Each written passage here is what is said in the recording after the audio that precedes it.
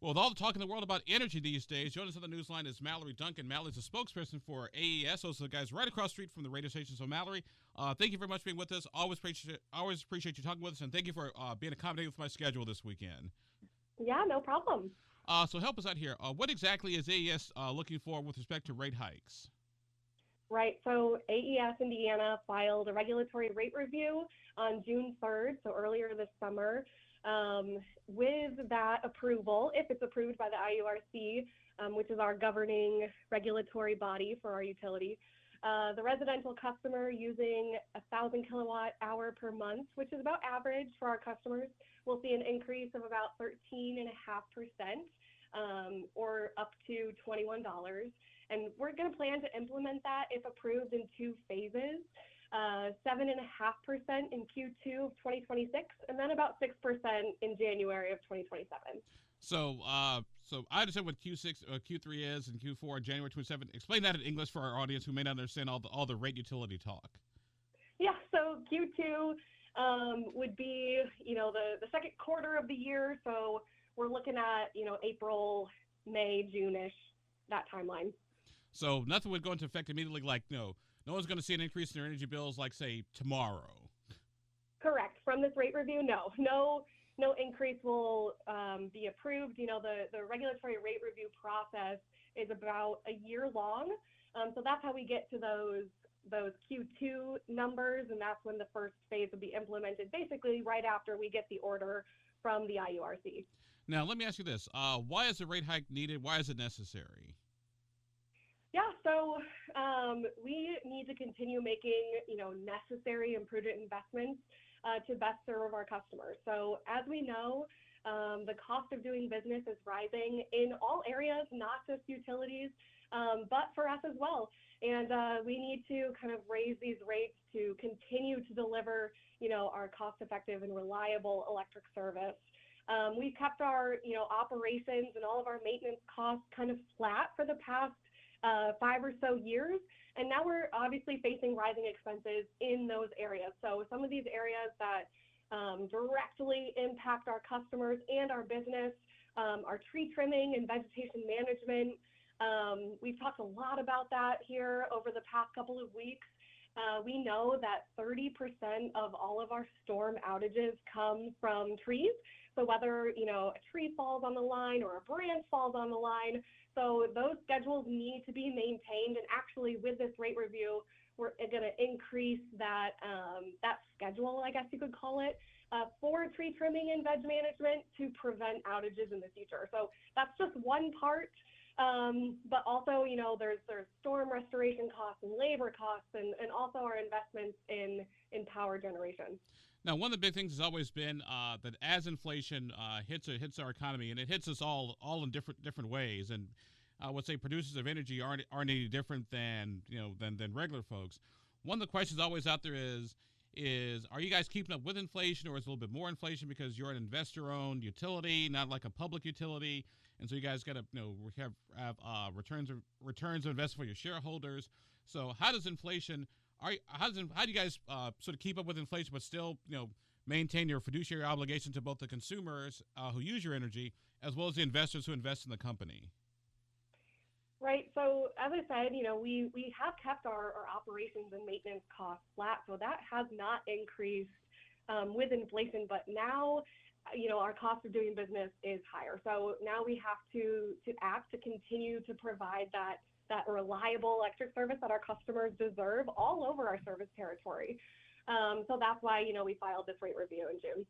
We're talking to Mallory Duncan. Mallory's the spokesperson for AES. Those are the energy folks who my wife loves to take care of every year when she's having her hair dryer and all this other fun stuff. Mallory, when we look at sort of the tree trimming, I thought that was interesting because we've seen some tree trimming in our neighborhoods. Some of the big cranes and the guys with the big tree trimming clippers or whatever it is. Yeah. Why is tree trimming so expensive? Yeah.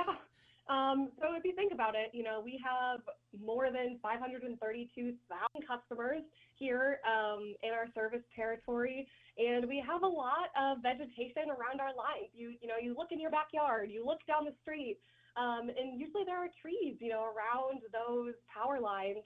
And those are a risk for outages. Like I said, we know 30%, at least 30% of our outages during a storm comes from those trees. So we are taking a proactive approach with tree trimming. You're going to see more of those crews, like you just mentioned, up and down streets trying to prepare so that when we do have storms, and we also know that storms have increased in severity here over the past couple of years. So just as an example, AES levels our storms, so they're on different levels depending on how many people are without power after the storm. So we've had 3 level 3 storms in 2025 alone, and that is more than the past 2 years combined. So we recognize that there's an increased cost in the storm severity, but also in vegetation management. So since 2022, our vegetation management costs, which is, part of labor, part of, everyone planning and going out there and actually, getting rid of the branches or getting rid of the trees that they have to take down to make sure the lines are secure, that's gone up 185% since 2022. And again, we've kept our costs flat for those 5 years for all of that. So we want to, we're just kind of truing up, I guess. And this rate review is a big part of that. Would it be easier, like I said, I know this may be outside of your bailiwick, but as you folks have seen those costs increase and you kept them as low as and affordable as humanly possible, maybe instead of every 5 years asking for a rate increase, maybe it's every 2-3 years, so folks don't get that sort of sticker shock at the end of the as you folks are requesting your rate increases. Right, and that is a little out of my purview, but I will say, that we have remained one of the lowest investor-owned utility with rates for decades. That is a big pride point with AES Indiana. And also, if this rate increase is approved, we will continue to be among the lowest rates of any investor-owned utility in Indiana. So that is very top of mind for us.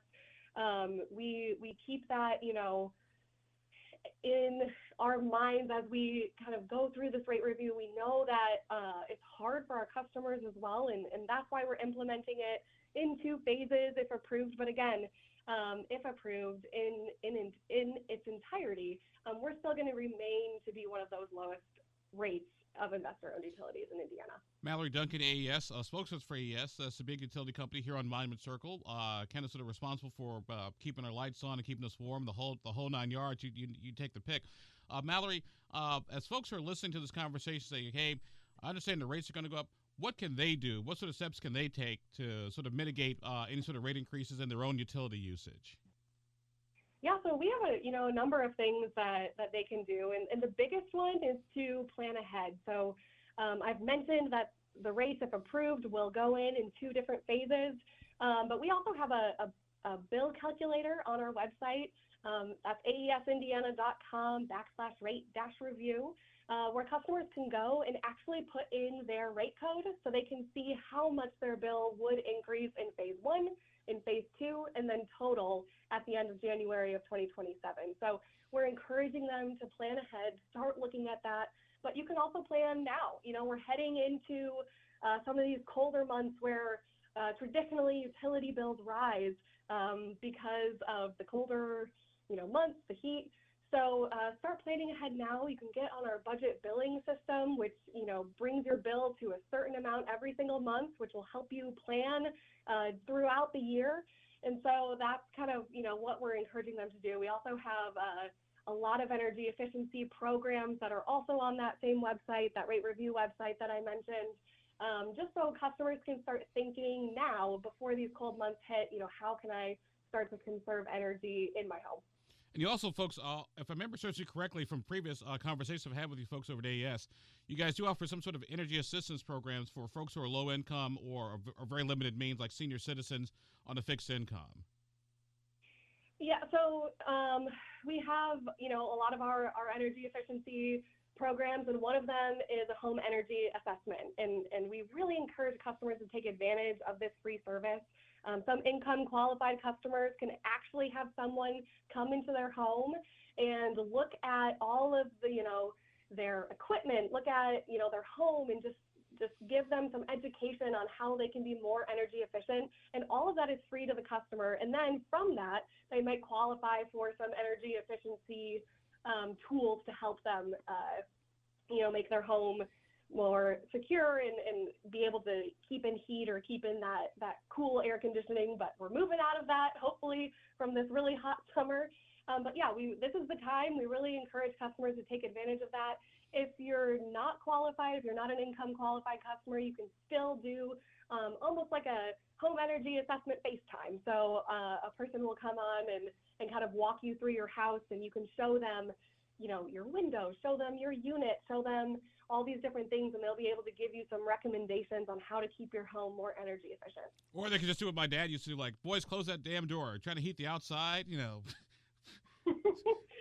there's lots of things that I think some people, might be surprised. We do have a great tool online called our 75 Ways to Save, and basically it goes room to room. So now as we're in this kind of, middle period, sometimes in Indiana we don't get fall, we go from summer to winter, but in this hopefully middle period of fall, now is the time to kind of look at your home. How can you be more energy efficient coming off of these warm summer months but going into the cold winter months?